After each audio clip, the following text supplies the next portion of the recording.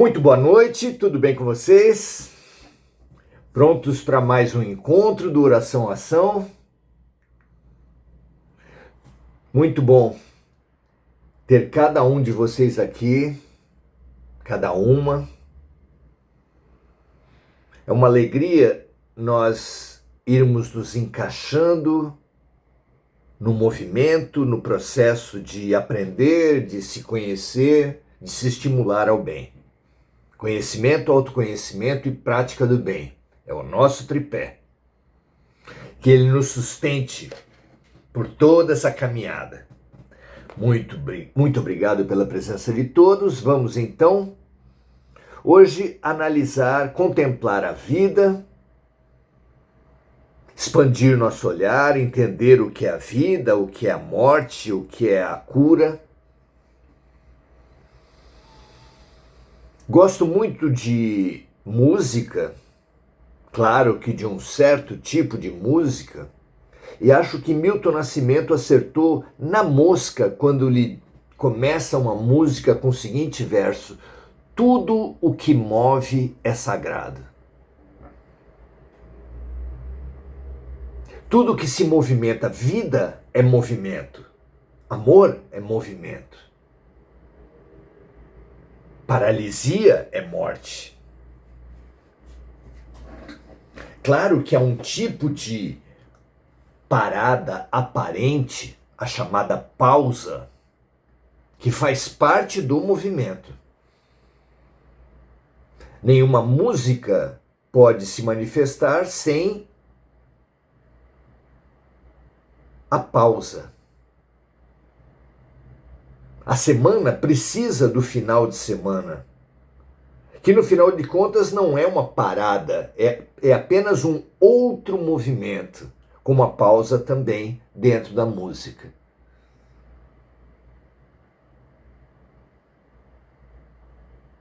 Já a paralisia tem outra característica.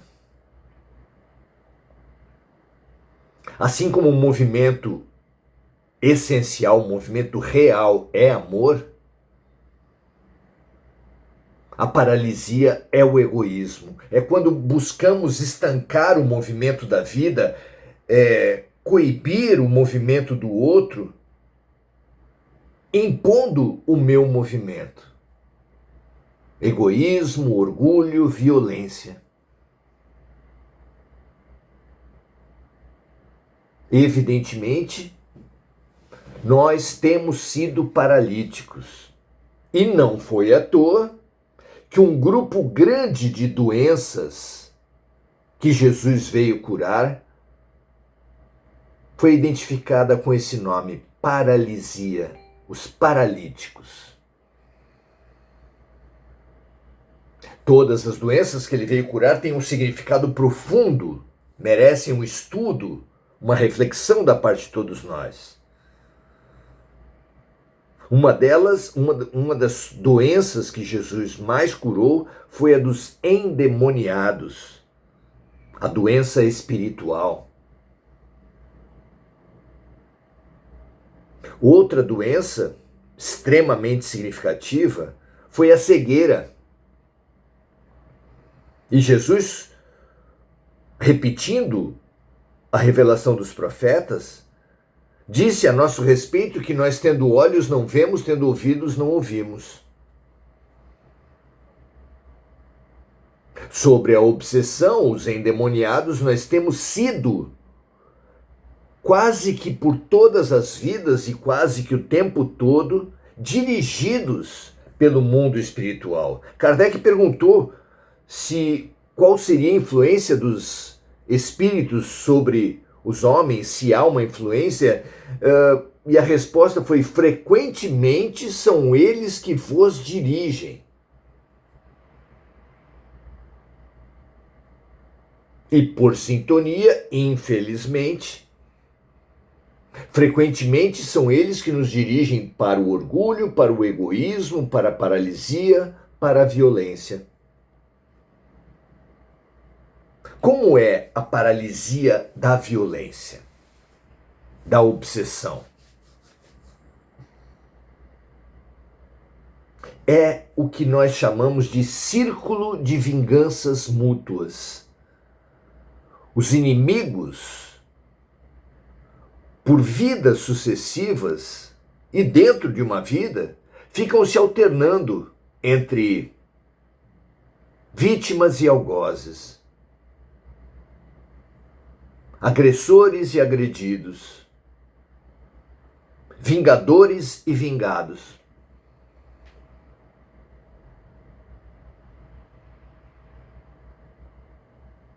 Claro que se eu tomar a triste opção de me iludir de crescimento cortando as suas canelas, vou induzir você a fazer o mesmo com as minhas, e claro que o mínimo que vai nos acontecer é a paralisia, muitas vezes travestida de diminuição mútua, perda de tempo mútuo. Essa tem sido a nossa doença. Por isso estamos na ação e reação, por isso estamos no karma, por isso estamos parados. Jesus vem trazer uma outra disposição para todos nós, um outro estímulo para todos nós.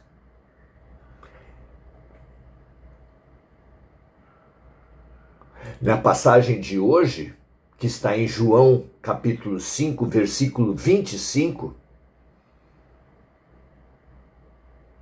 Jesus fala assim, sempre para todos nós. Em verdade vos digo que vem a hora, e agora é, em que os mortos ouvirão a voz do Filho de Deus, e os que a ouvirem viverão.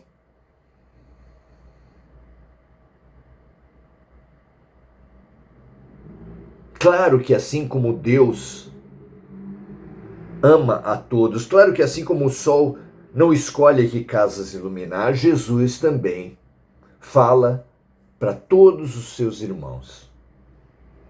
A diferença que se estabelece entre nós é que alguns ouvem, alguns abrem a janela, alguns se abrem para as bênçãos de Deus e outros se fecham, se ensurdecem.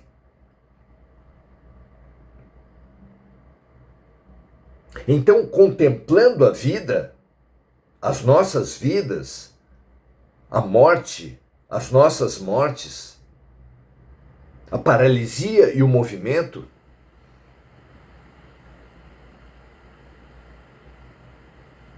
havemos de concluir que nada se cria, nada se perde, tudo se transforma.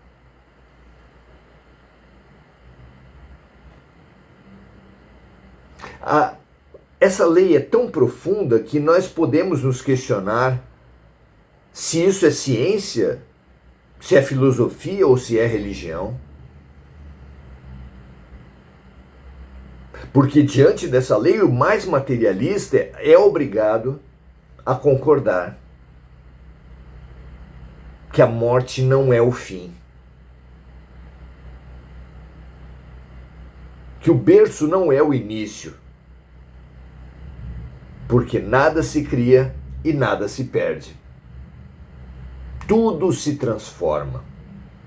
O nascimento é uma transformação, a morte é uma transformação, a vida é uma transformação.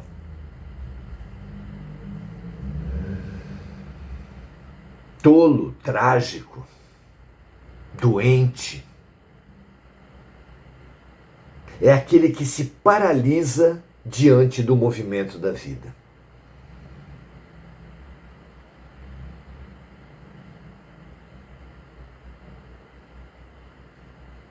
Ciência, filosofia ou religião, pouco importa.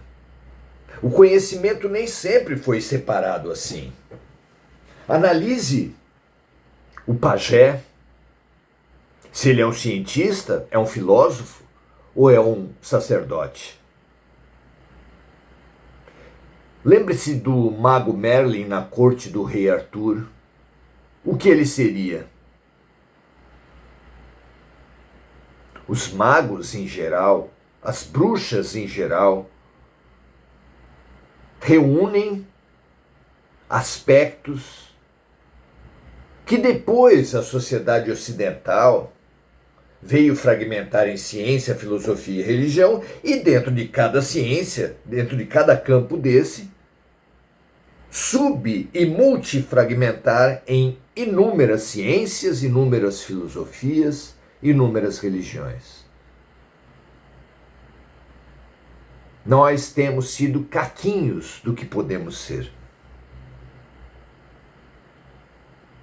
E numa outra música muito significativa, Marina Lima pergunta, para começar, quem vai juntar os tais caquinhos do velho mundo? Evolução, revolução, transformação, expansão exigirá de cada um de nós essa superação da fragmentação. Precisamos colar os nossos caquinhos.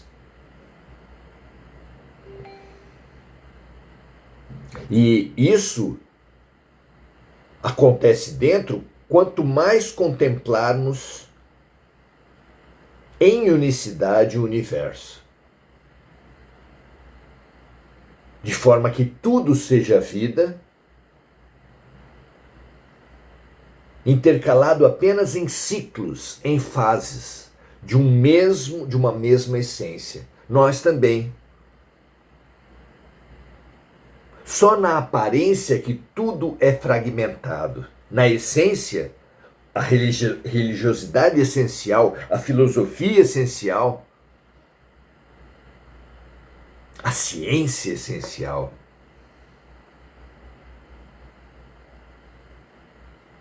elas se encontram numa mesma raiz. Assim como eu e você, que parecemos tão diferentes, no fundo, no fundo, no fundo, somos deuses. Somos um.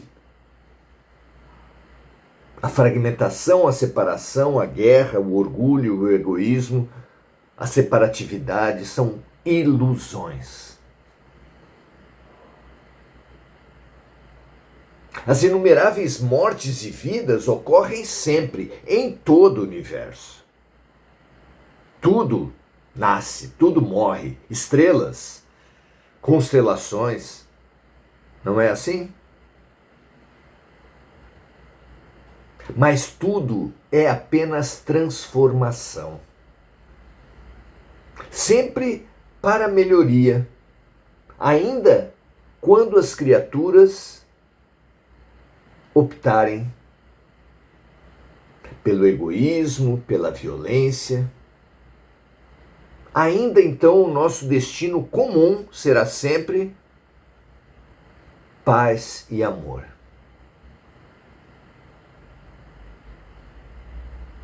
Da nossa liberdade é nós demorarmos mais para alcançar o nosso destino de amor. Tomando o caminho da violência, da fragmentação, das guerras, da ação e reação, das vinganças mútuas. Mas se podemos decidir por isso, evidentemente podemos decidir também pela unicidade entre o eu e o outro, fazendo ao outro apenas o que gostaríamos que o outro fizesse a nós mesmos.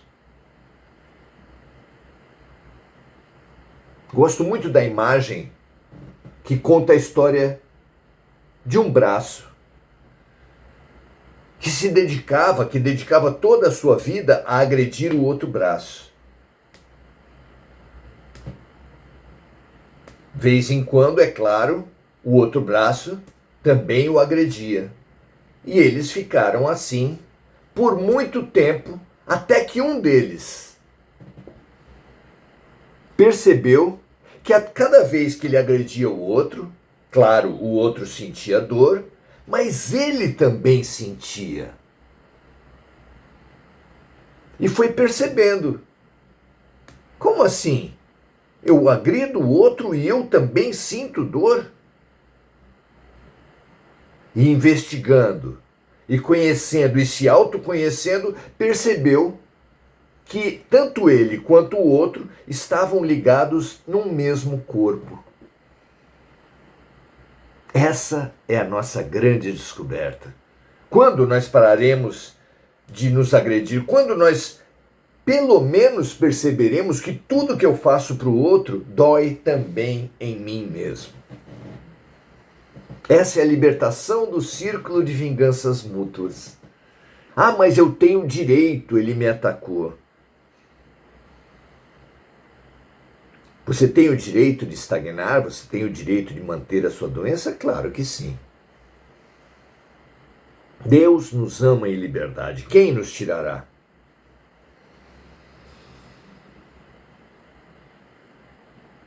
Mas é uma pena que um caminhante opte pelo caminho mais longo e mais doloroso. Deus, imbuído de compaixão, nos conclama a nos apoiarmos uns aos outros, a darmos.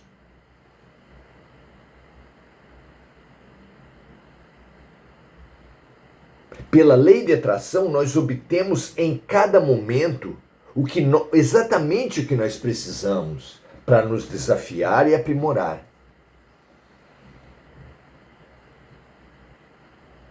Infelizmente, alguns se rebelam, alguns brigam com a vida, entram em queixa e revolta, dois atoleiros da alma.